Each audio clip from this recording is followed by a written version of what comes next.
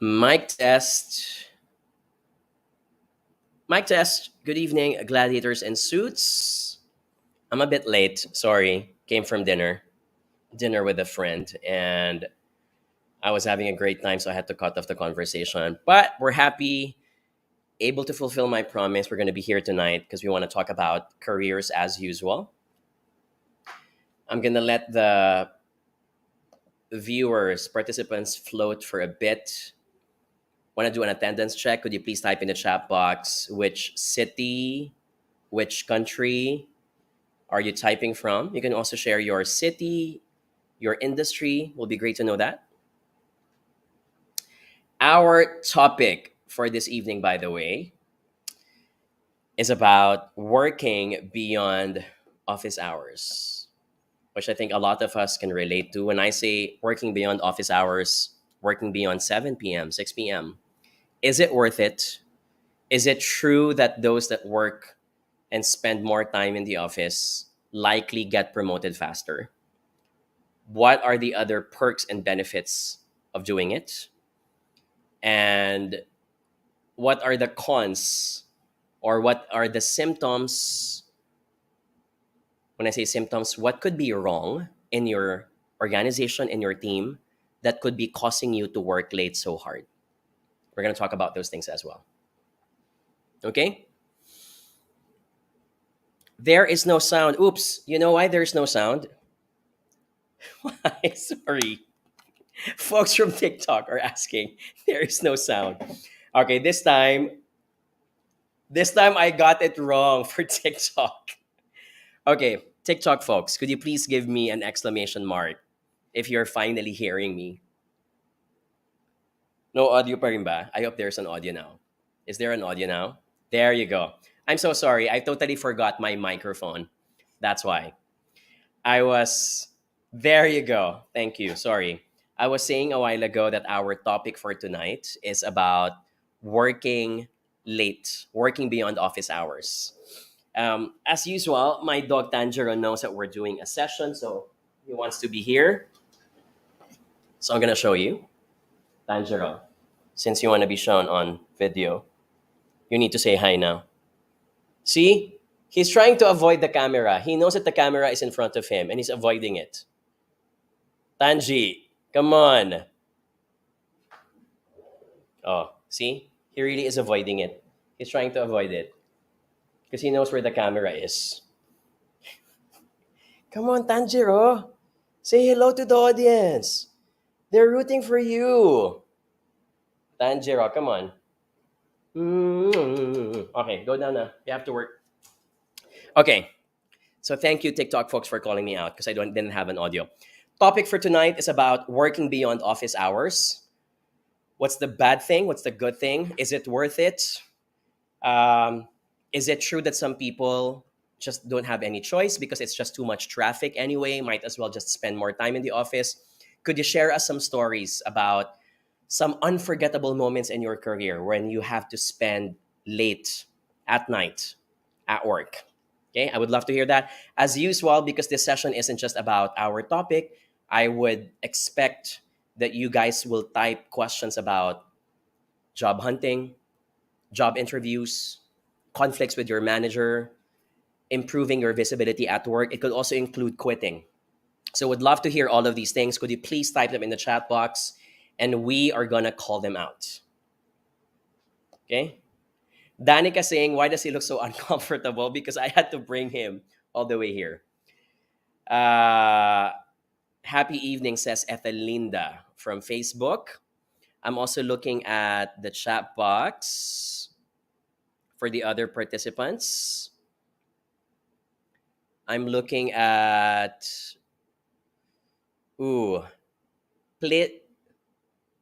please pinch his nose. I'll do that later. Okay. Nor Shamiza says hello from Malaysia. Braille Cabra says magandang gabi. Thank you. Andrea Sia says the topic is good since it's the reason why I left my previous company. I was working 12 to 13 hours. And what I also do is beyond my work. Wow. Okay, when I was young, so I started my career in the corporate world as a management trainee at Globe Telecom. I would be in the office before 8 a.m. only because we were told that that is the start time. And then I realized no one goes in the office at 8 a.m. Most people arrive at 8:30 or 9 a.m. And then I would spend the day until probably I would only go home at 7 or 8 p.m. as well. So I would work 12 hours a day. That was when I was an intern. I was 24 years old. And then when I realized that it's about working smart, not just hard, I moved to a pharmaceutical company when work-life balance was also better. So I only would go home at 6. I think 7 p.m. would be maximum. And when I moved to AirAsia, people actually went home in AirAsia way earlier, at least in 2013, 2014. People would be home by 6 o'clock. So I also had an amazing work-life balance during that time. Okay. Am I a believer that you should be spending more time in the office? No. I think if someone is spending too long working on something, it's a symptom of two things. One, the company celebrates the culture of the number of hours that you put in rather than the output, which I so disagree. You should be evaluated if you have performed and reached your targets, not because you've put in 20 hours of work. I don't care if you've put in 20 or 30 hours. If you didn't reach the sales target, if you didn't reach the budget, if you didn't get the job done, everything is futile. So that's one. Number two, I think that the company is not properly well resourced in terms of tools, software, gadgets. The reason why you probably are taking so much time getting something done is because you're doing it manually. Can I get a letter M if you can relate to that? 10 years ago, technology wasn't yet as advanced as today in terms of software. But if you remain to be doing something manual, in whatever that you do, PowerPoint, spreadsheet, or whatever software, you're working hard not because you choose to, but because the company scrimps on you. They think that they can get away not spending money on buying a software that probably just costs peanuts for them. That's true. Number three, I would say that the reason why you're spending too much time getting something done is because you need additional training. You need additional upskilling. A person who's mastered this, X, Y, and Z, would only take 15 minutes to do it. It takes you 1 hour to do it. So obviously, it will take you longer time to accomplish it. So please don't brag that you're spending too much time on something. It is a symptom that you're not to the fullest capability. And sometimes you need to be humble enough to tell that to your manager or to a colleague and say, hi, I think I can be faster than this. Can I ask for some support? Can I ask for some help? For example. Okay. Micah, okay, this is a good side. Micah from LinkedIn says, I'm working beyond office hours because of the additional pay. That also works. You know, however, when I was working with Globe Telecom, we were only allowed to put in a maximum amount of overtime. And the reason for that is because some people take advantage of that structure. They end up filing for overtime every day, even if they don't need to file for OT, just because they want additional salary. And I think it's also unfair. Can I get an exclamation mark if you guys agree with that? Okay. I haven't asked, by the way, some folks, if you've just jumped in to the conversation, could you please give us a like, give us a heart? We'll appreciate that. We're gonna thank our folks on TikTok. We're reaching 1,700 likes so far in just 10 minutes. So thank you for being part of that. Can I request folks on YouTube, Facebook, LinkedIn? We'll appreciate also more likes and hearts from you guys.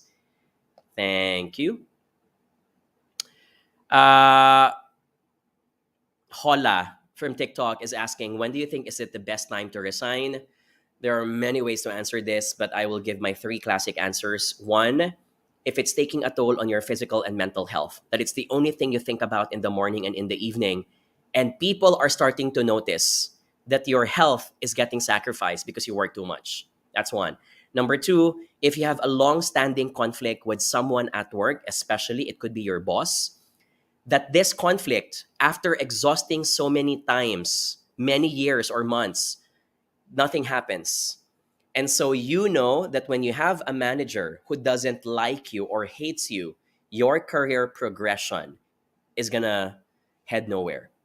This is a manager who will not want to mentor and coach you, and therefore your development is gonna be stalled. I think there's no point. When I say resign, by the way, you don't need to resign from the same company. You can resign and move to a different department within the same company. That's also an option. That's number two. Number three, I think you should resign if the greener pasture is very accessible. Someone just interviewed you and they're offering way better job in terms of opportunities, compensation, salaries. The culture has been excellent according to reviews. The office is way closer to your apartment or house. These are things that you should not let go. I think it's worth quitting, especially if it's for the best. It's for a better situation for you. Okay. Sunny Blue on TikTok is asking, when is it appropriate to ask for a promotion? Two things. Number one, you don't really ask for a promotion. It is something bestowed to you because you deserve it. And most of the time, in many organizations, promotions are scheduled. They do it either quarterly, twice a year, or once a year. And it's based on a set of standards. When I say standards, when you first sign the contract and when you have your evaluation meeting with your manager, the manager is usually going to say, John, for this year, 2023, here are the sales targets, the amount of budget, etc., that you need to reach. If you're able to accomplish them, then you are going to be rated above average, excellent, exceed expectations, whatever ranking your company follows. On one hand, there's also another set of criteria that you have to reach for you to become promoted. And these are involving behavioral competencies. If you can scan through our past live sessions, I've had a thorough discussion about this. And when I say behavioral competencies, it means, are you worth promoting because you are exhibiting teamwork, leadership, negotiation skills, strategic thinking? These are not measured in numbers. These are measured based on how people have observed you, for example. So you don't ask for a promotion, you work for it. And if you have proven to your manager that at the end of the year, you have followed and reached those goals, if you have an amazing company, they will never let it pass. They will promote you. Someone's going to nominate you, right? Likely that's your boss, and someone's going to approve also that nomination. Okay?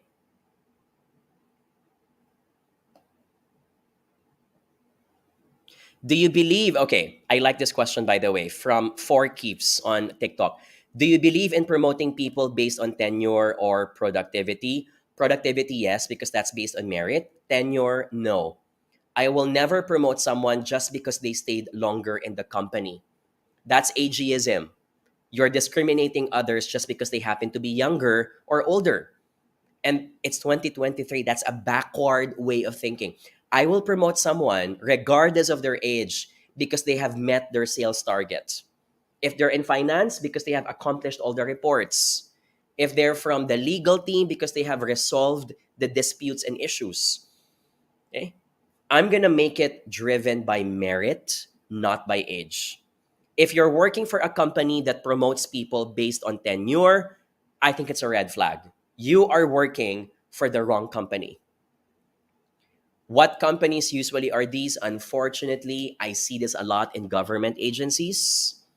Can I get a raise of hands? Can I get an exclamation mark if you agree? Unfortunately, this is not to say that they are bad people. This is me saying I think there's a lot of space for improvement on how people are appraised in the public sector.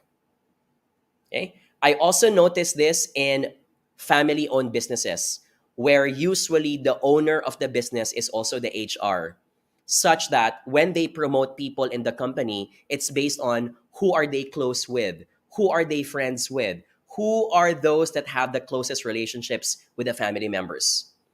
And this is the type of relationships that disengage other employees. Why? Because they will always think that No matter how good I am in what I do, I will never be promoted because the basis are relationships, not merit, not hard work, not sales target. Okay? As Josh Peralta says in the chat box, it's called the Padrino system. Okay? Thank you for raising that also. Um, okay. I like this. Okay, let's bite this question. Jonathan, I have a crush at work and it's ruining my focus. Can I consider another job? You can, but I think it's not enough for you to uproot yourself and embark and risk another journey. Maybe yeah, if it's damaging your mental health because you only think of this person when you wake up and when you sleep at night, you're disengaged, you're uninspired. I don't know. I actually think the other way around. When I have a crush at work, it actually inspires me to do way better so that I will be noticed by my crush. Can I get an exclamation mark if you agree with that? So I have a different stance. I think it's going to make me smarter. It's going to make me work harder. Probably, speaking of our topic, will make me stay late in the office because I want to stalk on my crush, for example. But that's just me. Okay. Okay, let's address this question from Anna Balababa. And Anna says, John, I'm about to propose new employee benefits to the management team. We are currently working 8:30 in the morning to 6:30 p.m. with 8:30 to 3 o'clock p.m. when Saturdays. Ooh, Anna, do I know this company? Could you please type in the chat box if this is a telecommunications company? Because I know a telco company in the past that had this. Okay, but type it in the chat box if you want. What will be the most applicable benefit that the management will approve in relationship to work-life balance, and how am I going to justify it? Anna, I have one suggestion. If you can, please take out the required work on Saturdays. In today's work, when your competition is actually not the number of days per week. Your competition is work from home versus working in the office. I don't think that people today are desperate to look for a job such that they will even allow working on Saturdays. If it were up to me and I was like the secretary of Dole, the secretary of labor and employment, or I was a president or senator, you know what I would do? This is just me. I'm going to craft a bill or ordinance that bars companies from requiring their people to work 6 days a week. I so disagree. It's 2023. We have proven during the pandemic that even if you make people work 4 days a week, productivity is not significantly influenced or limited. Productivity is almost the same. Some people even feel happier and better. So I would recommend take it out. Which company is this? I'm sorry, Anna, but I will judge companies that have 6 days a week of working. It's just unfair. I don't think that 2 days is actually enough for me to recover and recharge and spend time with my family and loved ones. What more if you're only leaving 1 day a week? And this is blanket, by the way, yes? So I don't know. Anna, maybe best send me a message privately. I'd like to give my thoughts about this. But that would be the first thing I would take out. Take out the Saturday work.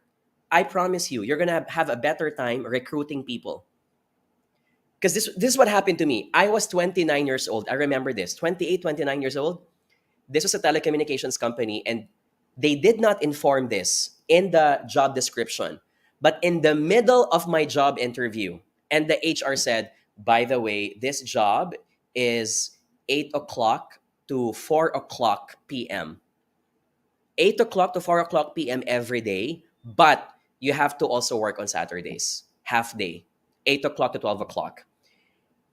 And I'm not exaggerating. After a few seconds, I had to tell the HR recruiter and say, I'm sorry, But I do not believe in the philosophy that you have to work even on Saturdays. I think employees deserve that time to rest and recharge. Also, even on paper, you tell me that there's an 8 o'clock to 4 o'clock p.m. job. That's not going to happen at all. Can I get an exclamation mark if you agree? It's not going to happen at all. On paper, it's 8 o'clock to 4 o'clock p.m. But I bet people are still in the office at 5 or 6 o'clock p.m. every day. What does this mean? You're pushing people to work more than 40 hours per week. And I think it's just wrong. That's just me. Okay? Gladish is saying, sorry na wala na si Anna tuloy, bigla. Anna, please, I would love to talk about this, but best to talk about it in private as well. Gladish says, Yabut in the Congress, please. You know, that's my ultimate goal. If you've read my first book, From Grit to Great, my ultimate, and this is not me campaigning, because I'm not going to do that these days. Maybe when I grow older. But my ultimate goal is be the secretary for education or for transportation or for tourism. And usually these positions are appointed. You don't need to run for office. I don't want to get to that route because I think it's going to be hard. I'd rather be known for my expertise in either marketing, transportation, efficiency, solutions, planning, etc. And then if I'm able to earn a good name because I've done well in my job, I want to run for Senate twice. And then after running for Senate twice, because I've proven that I can serve the Filipino people, I do want to run as president. And I'm not joking. Because my belief is if no one can fix EDSA, if no one can fix the airport, if no one can fix the traffic in Metro Cebu, I'm going to call out people in Cebu. You guys know how traffic is getting so bad lately in that city. And in any part of the country, which badly needs some help. My parents are from Aklan, small town called Malinaw. And even if a lot of people fly to Calibo because Boracay is 2 hours away, I'm still don't understand why that part of that world still does not progress properly. And if I have an opportunity for someone who's obsessed about making things efficient, on time, on budget, improving the quality of people of life, I would love to take that opportunity. Maybe now, not now, because I don't think I'm ready, because I also think I'm enjoying my job and what I do. But in the future, maybe when I turn 50 or 45, I would really want to grab that opportunity. So, sorry, I just had to rant. I had to rant because I'm just so sick and tired of the transportation situation in Metro Manila. So sick and tired that everything in this city is so expensive. Our food is more expensive than Kuala Lumpur. Our taxis are more expensive than Bangkok. And yet these cities have way better living standards than us. Why? Because everything in the city is so inefficient. It takes longer time to transport vegetables, which makes vegetables so expensive, which thereby makes eating out also expensive. Right? Sorry, I'm ranting. I'm digressing now. I have to go back to the real topic. But yes. Uh, let's talk about, okay, thank you. People are saying, I'll vote for you. Maybe in 20 years' time. I'm also open to the idea that it might change my mind. Maybe I won't go into politics afterwards. Okay. Um, okay. I like this question because we've done a consultation project for a BPO company on this. Angelica Caesar 193 from TikTok says, what if it's work from home in which people work beyond 8 hours since they are working from home anyway? What can you say about this? I do not like it when managers and the leadership team takes advantage. And you know this, in 2020, 2021, this was the mindset of a lot of leaders. They don't have any place to go anyway. They're staying at home anyway. Might as well milk it and make them work more than 8 hours. This was the time when I remember people were emailing at 10 o'clock p.m., 2 o'clock p.m. Can I get an exclamation mark? Do you remember that dark ages during the pandemic? People were sending emails and text message on a Saturday or Sunday because people had nothing else to do. And when we were doing a consultation project for a BPO company, we were telling them, you have to set the rules. You have to set guidelines. So I want to give you an example. We were doing a consultation project for companies. We've done a lot of motivational talks. I've learned, for example, that Coca-Cola Philippines has this what they call as Focus Wednesdays, in which I'm not sure if they're still doing it, but during this time, I was amazed and impressed. Employees are not allowed to set meetings on a Wednesday. No one is allowed to set meetings so that people can focus on their laptop job for the entire day. Companies like Globe Telecom, they do it on Mondays. They call it as Hyper Mondays. Mang Inasal, I know, also do this on Fridays. No one is allowed to set meetings on Fridays. Toyota Thailand has this policy wherein, except for sales, employees, managers are not allowed to give assignments and projects to their employees on a Friday afternoon and set a deadline on a Monday morning. Why? It implies that the employee is going to use their weekend for work when they're actually supposed to be working. I had to look because Tanjiro is peeing on the floor instead of using the pee mats. Okay. So those are examples of institutionalizing companies. Schindler is a maker of elevators and escalators. We had an opportunity to work for them. And Schindler in Southeast Asia has this policy wherein employees are not allowed to schedule meetings at 11:30 a.m. to 2 o'clock p.m. Why is that? 11:30 a.m. to 2 o'clock p.m. Why is that? Most of the time when you set meetings at 11:30 or 11 o'clock, it spills over to lunchtime, thereby taking away the lunchtime of people, which should be their sacred time to unwind, to rest. And if you're working from home, most of the time, lunchtime is no longer eating time. Lunchtime for a lot of parents working from home is errands time for their families and their kids. Can I get an exclamation mark if you can relate to that? So Schindler has this policy, you should not be setting meetings from 11 a.m. to 2 p.m. Set your meetings outside those time slots. They also have this policy wherein you should not be setting meeting at 4:30 p.m. onwards. Why?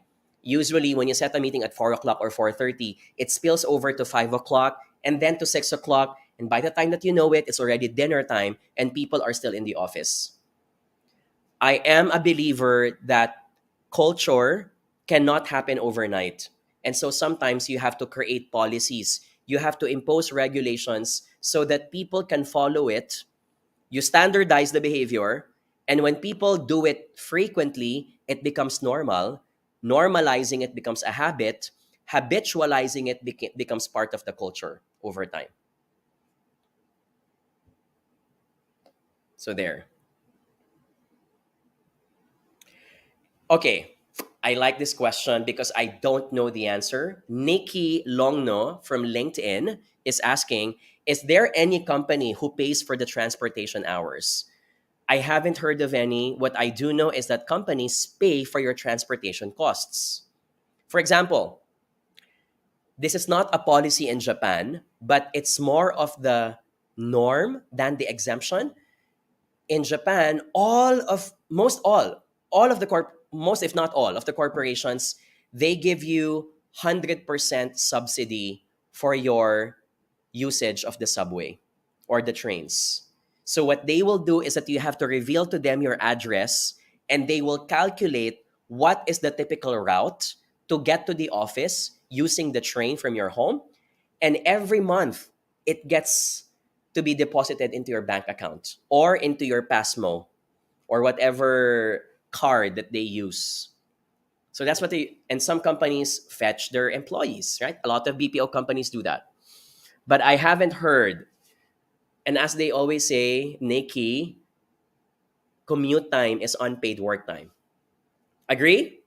Can I get an exclamation mark if you agree? Commute time is unpaid work time. So even if you've already gone home at 5 o'clock or 6 o'clock, and if you are living, let's say in Antipolo, but you're working from Makati, that extra 2 hours is part of your unpaid work time. You can tell me that you are playing video games over the phone. You're probably watching a TikTok video. But let's face it, and let's all agree that 2 hours is so important. You could have used it for something else, right? But thank you, Nikki. Um, that's a creative benefit that companies probably will do, although I doubt that anyone's going to do it. Let's look for some more answers. Ooh, if only I have time, gladiators in suits, I can give you an entire list. And this is I'm going to use this word, but I get an orgasm. I get an orgasm every time I get to discover that a company is doing X. And I'm like, oh my God, I need to write that down.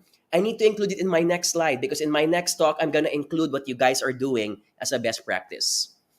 I get a kick, I get a high every time I learn something like that. And this is why I love my job. Because every time I go to a company's office, every time I do a motivational talk, or I spend lunchtime with the leaders, I get to learn on a daily basis multiple ways of making their employees happy. So that's why I'm very grateful with what I do because I think I'm the luckiest guy for doing what I also like. Okay, let's answer a different question that's about public speaking. Nor Shamiza says, how do you reduce filler words when speaking with a real audience with a lot of background noise? Nor, when you say filler words, are you referring to adverbs and adjectives? I'll give you an example. When I say filler words, we have a tendency to say actually, basically, technically, apparently, and your sentence can still stand without it. So whenever we do coaching sessions with our participants and viewers, we tell them, delete those adverbs. Is that what you're saying? My only tip here is that for you to realize that you're using it too much, record yourself in a video, watch that video, feel bad about yourself after watching that video, and tell yourself, I'm cringing. I don't want to be that person. So starting today, I'm going to be more conscious of how I speak. And I'm going to record myself on video as many times as I can and watch as the days go by that I minimize my words. Okay? So if that's what you mean, okay, with filler words. Other examples of filler words are honestly, to be honest, in fairness, to be fair, correct me if I'm right, in my humble opinion. I would delete these phrases. Why? It makes you sound an amateur. It is also obvious that you're only using this to make you look sophisticated, but to the trained ears, they know that you're faking it. So take it out. Okay? If you're asking me how to take it out, it's a matter of practice. The next time that you're speaking, be conscious.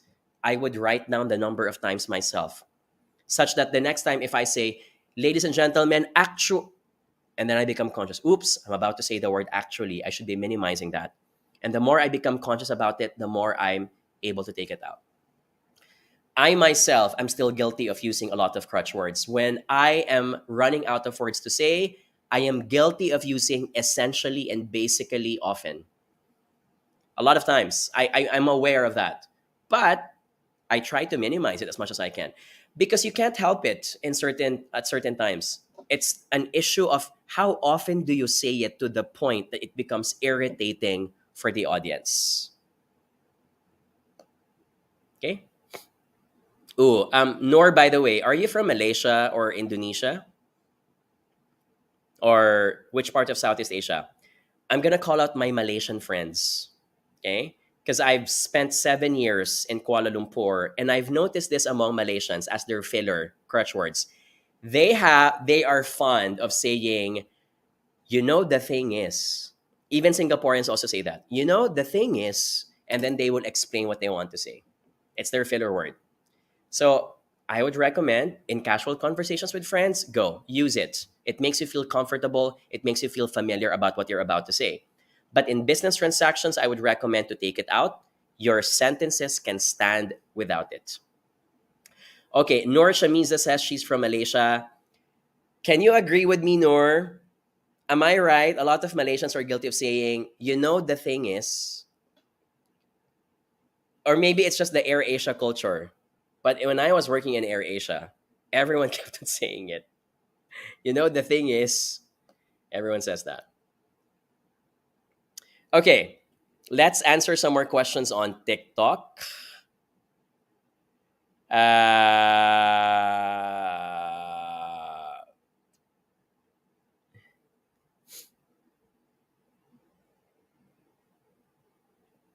okay, Daily Walk is asking, I have a question. How do I properly say my resignation to my boss without burning bridges? Okay, first and foremost, you don't need. I need to remind people about this. First and foremost, you're not gonna ask permission for any resignation because resignations are an FYI, not an FYA. What do I mean? It's not up to the company to decide if your resignation is going to be accepted or not. If you want to resign, you resign. That's it. You don't even need, I need to remind everyone, you don't even need to write on your resignation letter what is your reason for resigning. You are not obliged. There is no law, neither is it part of your contract, your employment contract, to explain why you are resigning. When you resign, you can simply say, hi, I am tendering my resignation effective on this day, XXX, Y, and Z. That's it. You don't need to. All my three resignations, I didn't need to write it. I did, however, at the last part of my resignation letter, because I was so having a good relationship with my boss, I told them that I was grateful for all the opportunities you gave me. That's it. But you're not gonna ask for approval. It is illegal for any organization to block your resignation. Otherwise, that is what we call, ladies and gentlemen, as modern slavery. Okay? So it's an FYI, it's not an FYR. Again, I keep on saying this in every TikTok or live session. If there's anything you need to call out, check your employment contract if you are required to tender 30 or 60 days before you leave. Because companies require you to stay 30 or 60 days before your last day so that there can be proper transition between you and the other person who's replacing you or whoever is going to take over your job. Okay?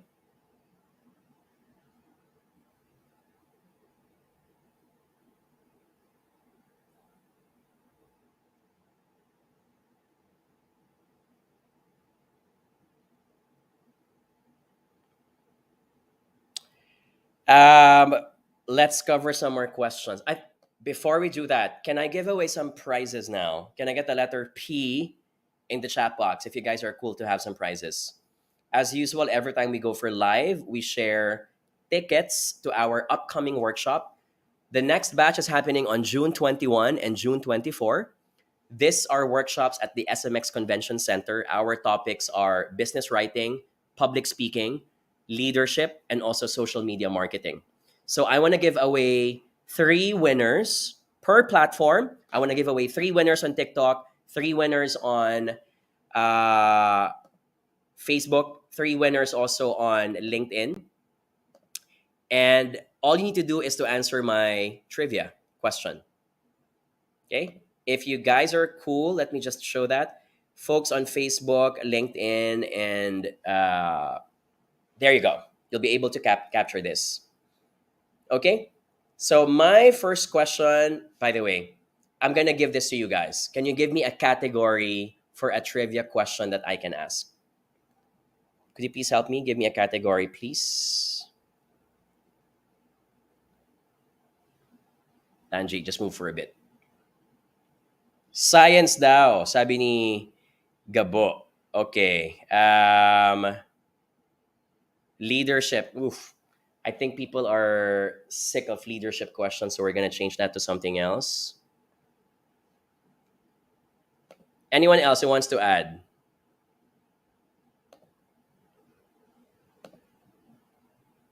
Wait, but parang nawala ako sa camera. I'm just going to move here. Okay, I'm going to move here, guys.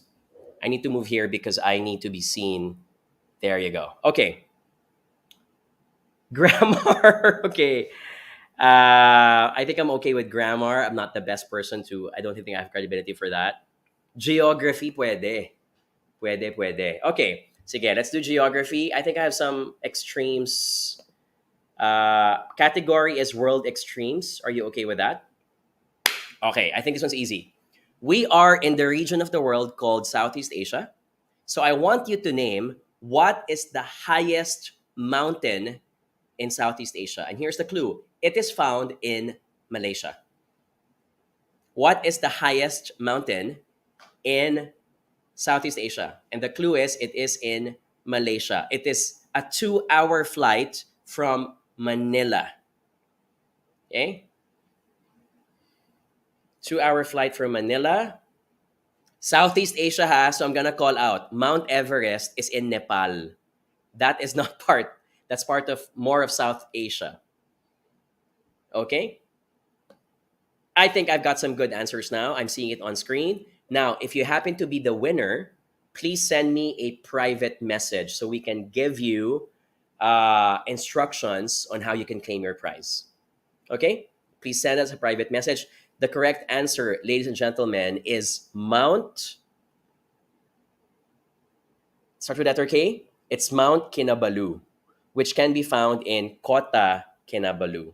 2-hour flight from Manila. Okay, let's call out our winners. Let me first call out the winners on Facebook. My winners are Mads Madahe.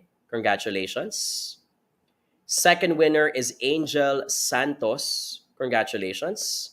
Third winner is Arvin Cebolino on Facebook. Congratulations. Now, winners on LinkedIn. First winner is Noor Shamiza. Second winner on LinkedIn is Mount Kilimanjaro, by the way, is in Africa, so that can't be a correct answer. But thank you for trying. Second winner is Rhoda Marie Clemente. Congratulations on LinkedIn. And finally, my last winner on LinkedIn is Jefferson Marmolejo. Congratulations also. Okay? Now, let's call out our winners on TikTok. My winners are the following. Sorry, guys. I think my phone is going to be moving a bit because you guys, wow, we got tons and tons of answers on TikTok. But okay, my winners are, we're going to pick 5 winners on TikTok. If you happen to be called out, please send us a private message so you can claim your prize. The first winner is Ryan. Congratulations. My second winner is, it has to be complete. It has to be Mount Kinabalu, by the way. Okay. Second winner is Ian with the number 16. Third winner is Twin Len 86. Congratulations. And then the last 2 winners are Smudge Scents Candles. Fourth winner.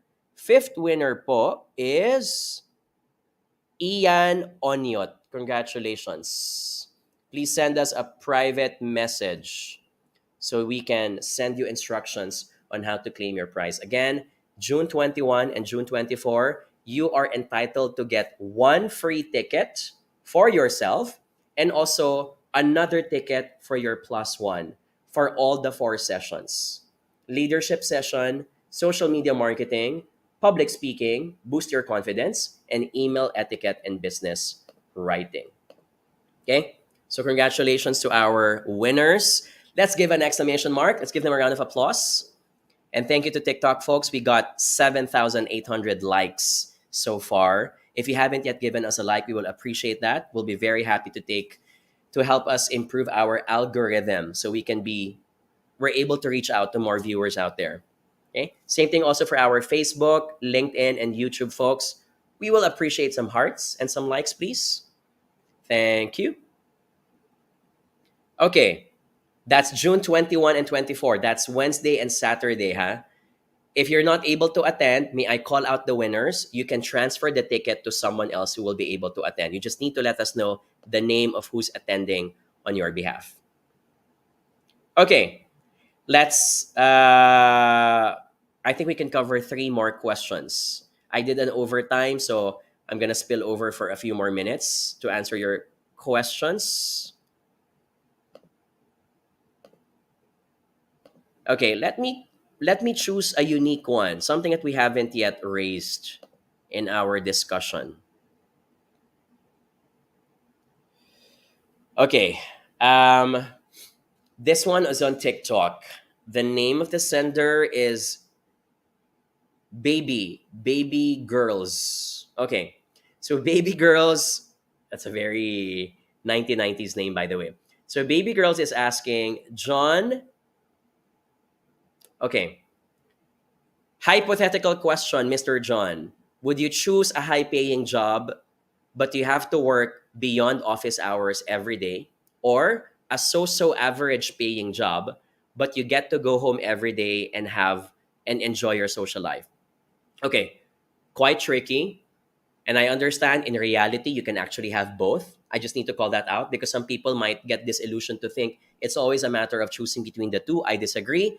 There are a lot of jobs out there, depending on the company culture we're in. You can get a high paying salary, but you're not pushed to death, that you have to work beyond 9 or 8 p.m. If I were to choose, however, I would answer this based on my age and my energy. What do I mean? If I'm very young, like in my early 20s, and I don't care if I'm not at home anyway, I think I would choose a high paying job that requires me to be in the office every day because I think I will love my job. I love the free air conditioning. I love the fast internet connection. I love it being carpeted anyway. And if it's an amazing company, they're probably serving good food for dinner, subsidized or for free.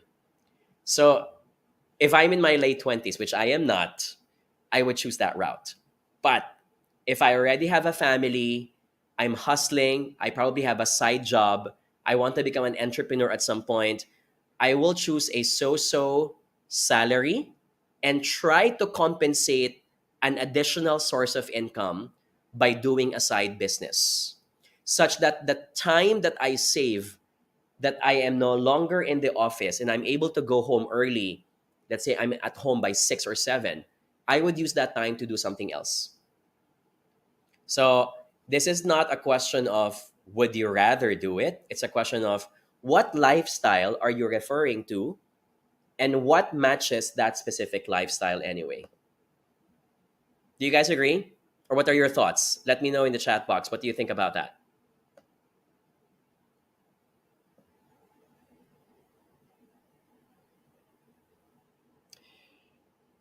Uh, Chick09 says, hello, Sir Jonathan. Thank you for joining our session for tonight. Ooh, what's your opinion about bringing homework? Says Sabuina. I think homeworks are inevitable. There are specific jobs that cannot leave the work in the office. I'll give an example. I came from marketing.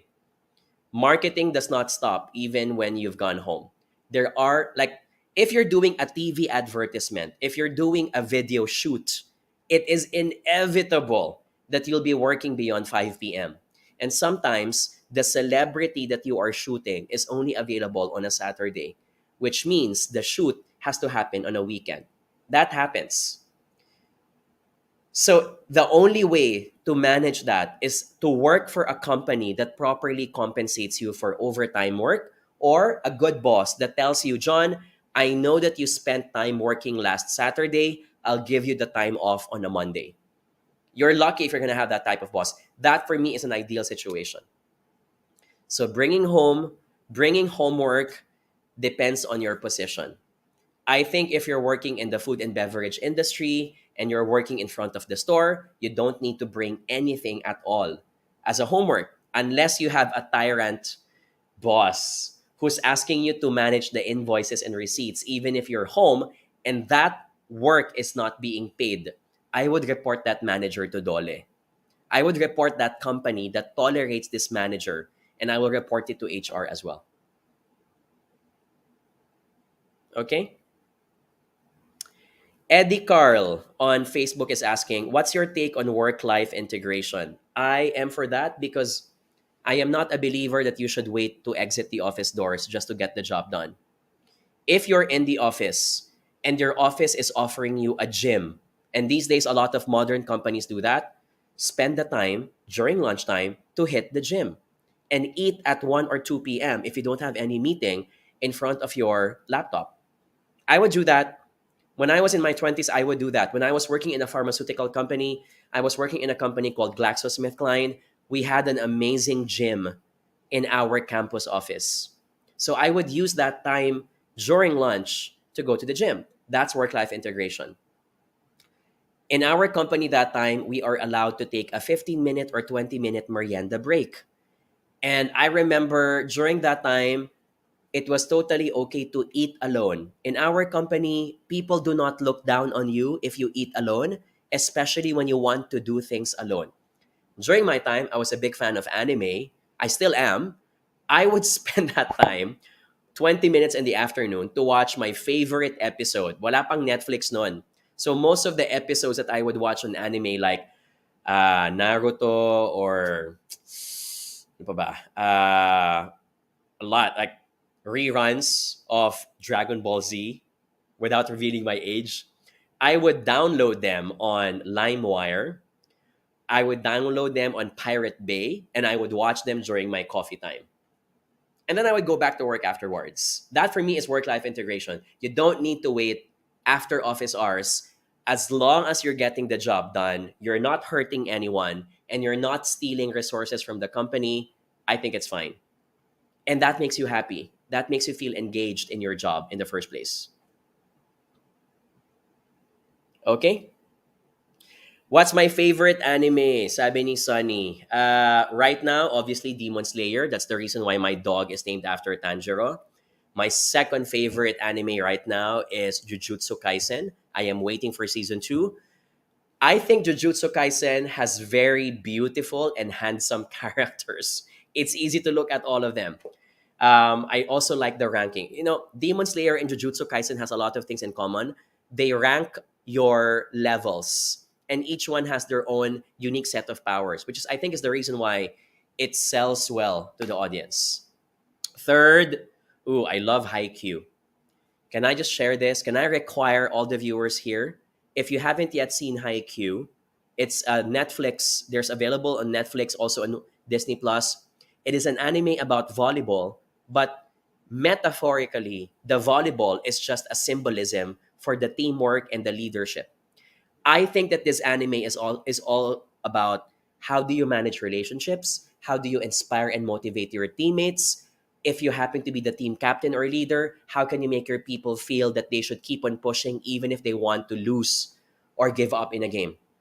The reason why I love Haikyuu is because during the pandemic, when I finished all the episodes, a lot of the scenes were the same scenes that I can attribute to the leadership lessons that I've learned on how can I make my people be in a best version of what they can be.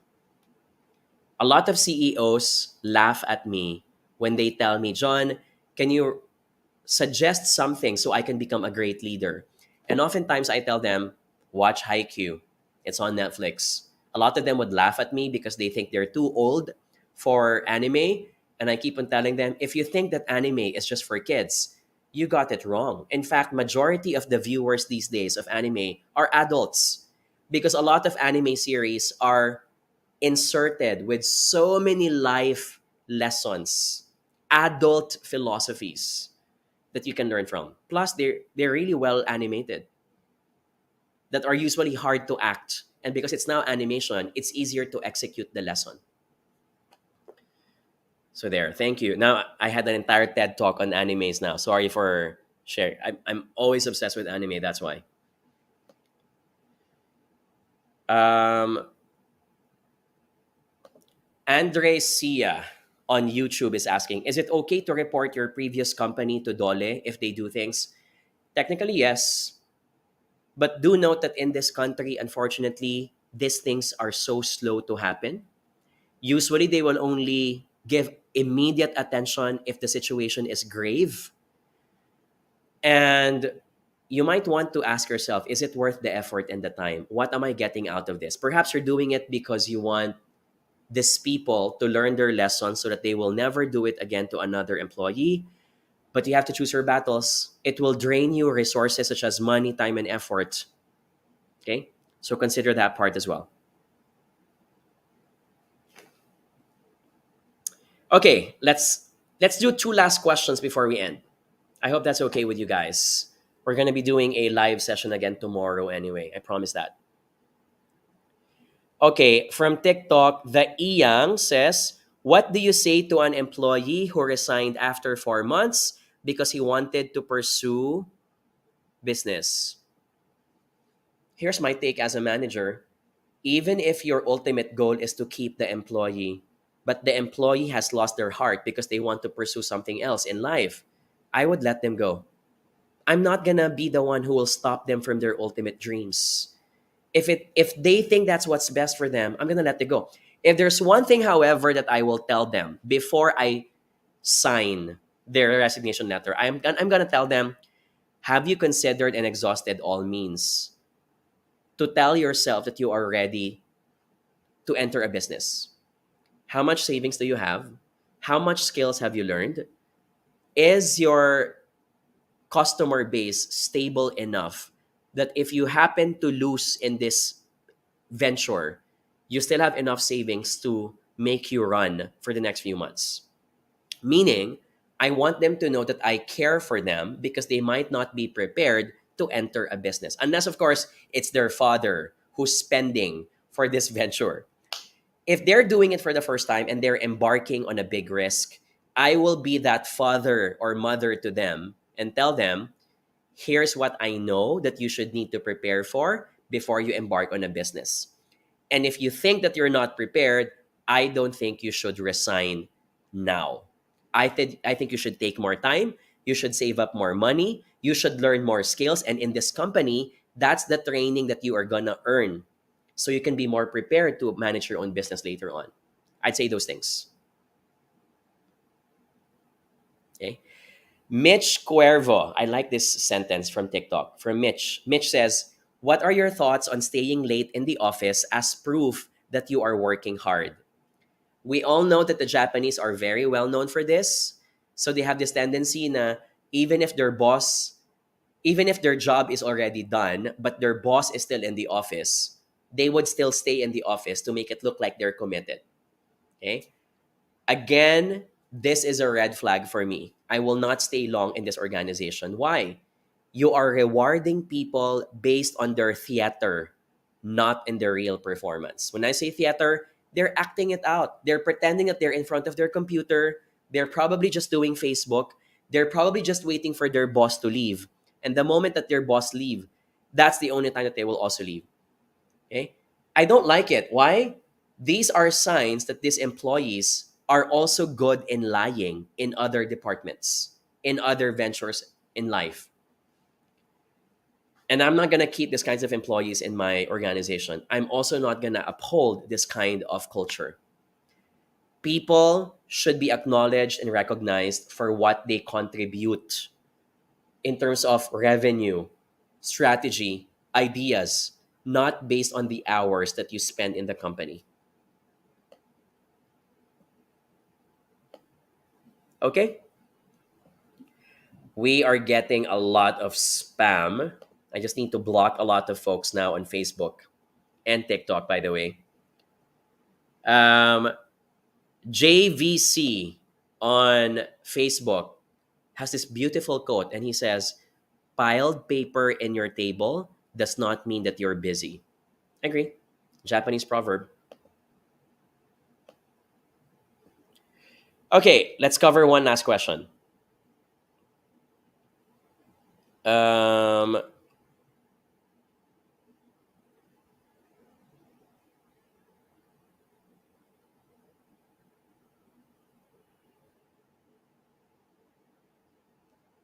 okay. This is an interesting question from TikTok. Question is this, John, if you were to pinpoint a specific hour, what hour of the day is it okay to leave? Uh, I'd say 6 p.m. 5. Okay, there are many ways to judge this. Leaving at 5 on the dot looks like You just want to get out. And I don't want people to have that mindset. I would say 6 because number one, I want to fulfill the 8-hour requirement if that's part of my contract, which means if I'm likely going to be arriving in the office at 9, I'd stay until 6. If I know that I have arrived in the company at 8 or 7, I can leave at 5. But again, this is a backward mindset. I am not a believer that you should, you could be spending 12 hours or 15 hours, but you did nothing but just scrolled through TikTok the entire day. You're not productive. Versus someone who probably spent only 6 hours in the office, but they finished 54 PowerPoint slides. They've submitted 48 reports. Okay? I think that companies that respect flexi time and companies that observe output driven measurements rather than hours, meaning Bundy clock. Okay? Don't get me wrong. Bundy clocks are useful if you're in the manufacturing industry, if you are in the service industry. But if your people are office based, Bundy clock sends a bad message to them that for as long as you are in the company, you have to make it look like you're working. And I don't care if you've really yielded an output. Okay? Being busy does not mean that you are productive. I'm going to repeat. Being busy does not mean that you are productive. Movement does not always mean progress. There's also this running joke. You know what's the easiest way to make it look like that you are working in the office, that you're busy? You know what's the joke? Pretend that you're running fast along the corridors. Hold a sheet of paper, pretend that you're running from one cubicle to another, and do that for a few seconds or minutes until people have noticed you. They will think that you are busy accomplishing something, which shows again how theater works as a favor for many people. Okay? But again, movement does not always mean progress. I don't care if you have talked to 20,000 customers. If they are not the right target market because you did not properly profile the customers, you're going to lose. You will not be able to sell. Compared to someone who only took a phone call to only 15 customers, but they probably profiled down to their income, potential, gender, address. They'll be able to find out if this customer is really worth talking to. They will make a sale. Work smart, not just hard. Okay? And I think it's a good way to end our session if that's the case. Okay? So, gladiators in suits. I have to leave. I have to walk my dog because he hasn't. Tanji, come on, let's say hi. Say goodbye. Come on, come here. Up. We're gonna show Tanjiro. Come here, Tanjiro. Say good night now to our viewers because you're gonna walk now. Say good night. Say good night. Come on. Good night, everyone. Thank you for joining us. Catch you guys tomorrow. And again, if you're interested to catch our podcast, that's available on Spotify. Just search my name, Jonathan Yabut. We talk about career management. Our best-selling books are available in National Bookstore, Fully Booked, Lazada, and Shopee. And of course, our workshops happening at SMX Convention Center in Fort BGC on June 21 and 24. Go to our website, jonathanyabut.com, to catch our calendars to buy your tickets. Okay. Thank you, Gladiators in Suits. Catch you guys tomorrow, 9 p.m. Bye, guys.